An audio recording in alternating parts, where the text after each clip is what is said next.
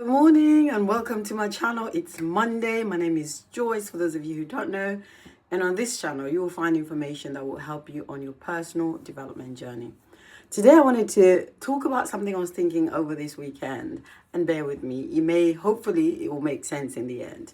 But I was watching a movie, as you do on a weekend when you're trying to chill, that I'd watched previously, and I'm not going to name it, but I'm sure you probably, if you've not watched this one, you've watched something along those lines.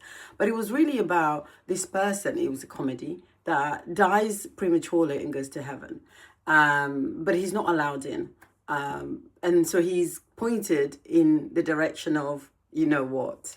And then he starts to panic and has a conversation with somebody that he's given a second chance. And the second chance means that he's got a short period of time to come back to earth and redeem himself. And so he comes back and really works for his salvation, as they say. Now, you may have heard that. It may be in your faith, it may be in a book, or it might just be complete mythology. But I think for me, it was a really interesting thought in the sense that imagine that might be a possibility. It's not, right? Not the heaven bit, that the fact that you have a book of life that you get to write in it.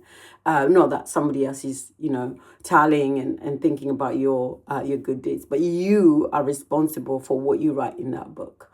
And that was a really appealing thought. That every single day you get to hold the success of your life. You get to choose what you're going to write in your chapters, in your stanzas, in your however you choose for it to be.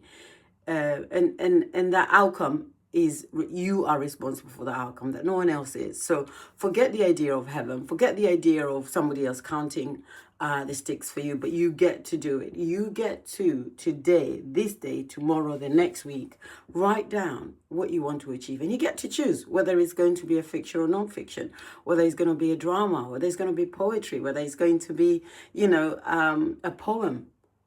You get to decide what your life is going to look like. And that, for me, was really appealing. On Wednesday, I'm going to talk to you about how you can do that.